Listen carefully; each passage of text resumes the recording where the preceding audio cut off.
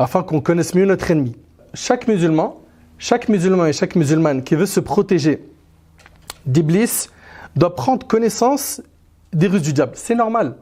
Tu dois connaître ton ennemi pour mieux te protéger de lui. Et aujourd'hui, avec l'aide d'Allah Tabaraka wa Ta'ala, on va essayer de mettre les projecteurs sur les ruses du diable. Tout d'abord, sachez que la guerre que le diable a déclarée au fils d'Adam est ancienne. Elle date de quand? Elle date de la création de Adam alayhi salam. Lorsqu'Allah Tabaraka wa Ta'ala souffla la vie à Adam alayhi salam, il ordonna aux anges de se prosterner pour Adam. Ils se sont tous prosternés excepté Iblis. Est-ce qu'Iblis était un ange ou un djinn? Dans le Coran, c'est écrit Illa Iblis kana min al-jinn, n'est-ce pas? Ça a toujours été un djinn. Mais il n'était pas mauvais. Et il vivait en compagnie des anges. Et il a refusé de se prosterner pour Adam alayhi salam. Et cela par orgueil. Il a refusé. Et qu'est-ce qu'il a dit dans le Coran? Qala ana khayrun minh, khalaqtani min nar wa khalaqtahu min tin.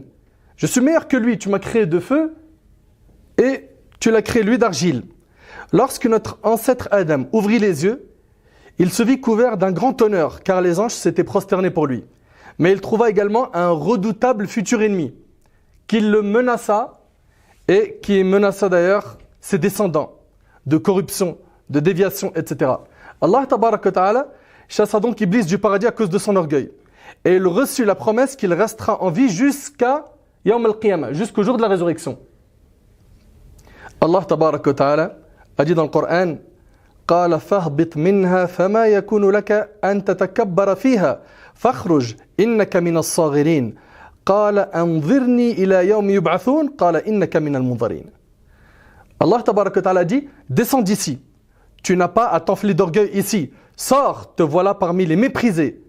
Et regardez ce qu'Iblis il a demandé, accorde-moi un délai, dit Satan, jusqu'au jour où ils seront ressuscités.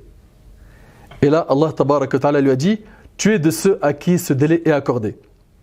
Puis après cela, le diable, Iblis, se promit d'entraîner vers l'égarement la progéniture de Adam. Il a dit à Allah, regardez ce qu'il a dit à Allah. Franchement, c'est dingue quand on médite sur ce qu'il a dit. L'orgueil et le mauvais comportement qu'il a eu avec Allah, c'est impressionnant. Il a dit قال فبما أغويتني لأقعدن لهم صراطك المستقيم ثم لآتينهم من بين أيديهم ومن خلفهم وعن أيمانهم وعن شمائلهم ولا تجد أكثرهم شاكرين. Puisque tu m'as mis en erreur, regardez comment il parle Allah subhanahu wa ta'ala. Puisque tu m'as mis en erreur, vous imaginez un petit peu? Je me posterai à leur intention sur ton droit chemin, puis je les assaillerai par devant, par derrière, de leur droite et de leur gauche. C'est-à-dire, je vais les attraper de partout. N'importe quel chemin qu'ils vont emprunter, je serai là pour les amener vers l'égarement. Et pour la plupart, tu ne les trouveras pas reconnaissants. Mes frères et sœurs,